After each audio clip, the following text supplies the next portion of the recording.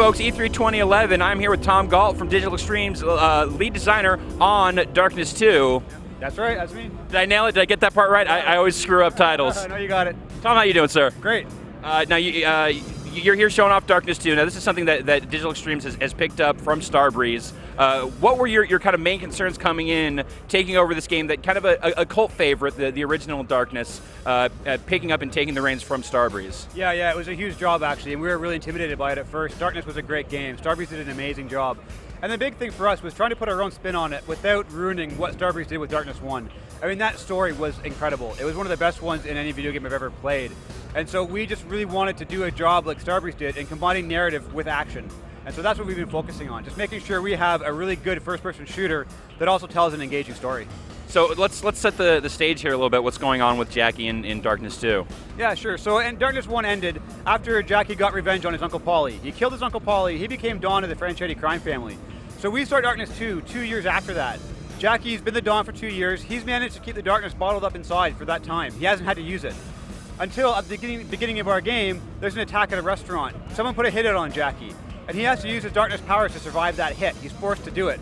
And at that point, you don't know who these men are. It's a strange group, there's a strange guy leading them, and there's a lot of questions that need to be answered. So throughout the game, Jackie tries to find out who these guys are. And as we revealed at E3 here, we find out that it's the Brotherhood. This is an ancient organization that wants to take the darkness from Jackie and to use it for themselves. And it's led by a man named Victor Valente.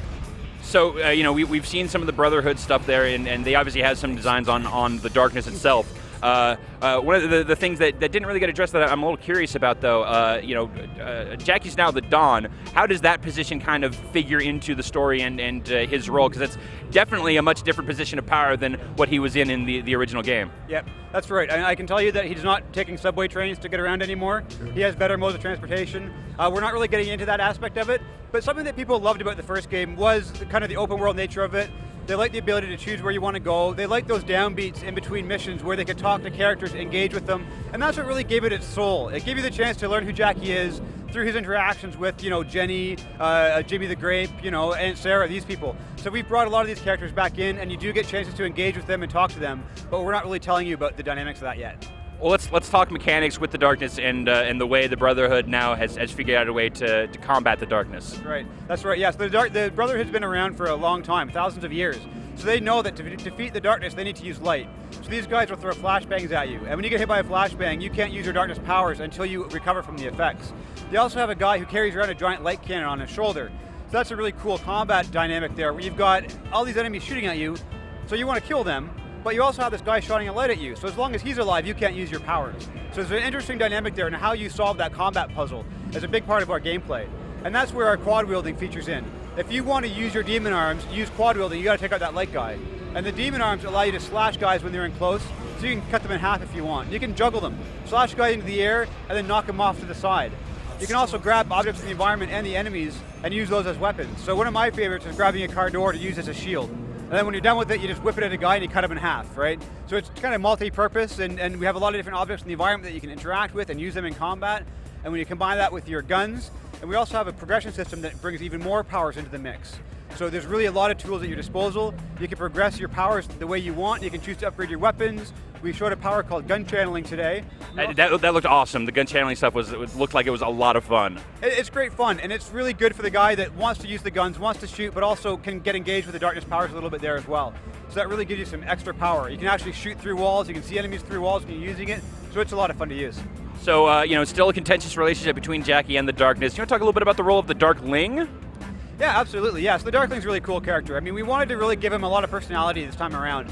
So we made him your sidekick. So you don't actually spawn him. He's there all the time. He runs around the world with you. So when you're in combat, he's helping you by pulling guys out of cover and holding them for you so you get an easy kill on them. But when you're not in combat, he kind of leads you along to the next objective. So if you idle in an area for too long, he'll go forward and kind of wave you forward to tell you which way to go. And beyond that, he also helps you with level objectives. So you saw in our demo today, he actually drives a fuel truck through a gate to smash it through so Jackie can then progress. So he's key for level progression. And then beyond that, he also has a very big role in the story. I can't tell you much about it yet, but it's great. So he has a personality, he matters, a gameplay perspective and from a narrative perspective as well. Let's talk a little bit about the art style. It's a sharp-looking game. You guys have, clearly you're taking some inspiration from the Top Cow comic. But how do you kind of balance the not going too cartoony with that. That's right, yeah, that was a challenge that our art team really faced, and they really iterated a long time on this. And it was just about creating enough color to really make everything pop, to really contrast, the dark elements of the game. It kind of adds a little bit of lightness to it, of brevity to it, and I think it makes it feel more alive, more vibrant. And when you juxtapose that against all the violence, I think it really feels good, and it feels like the comic books feel. So that I think we did a really good job at. Excellent, Tom. Do you guys have a release date for this game just yet? Yeah. So we're planning to release October 4th of this year on Xbox 360, PS3, and the PC. Fantastic, Tom. Thank you so much for your time. Have a good show. Awesome. Thank you very much.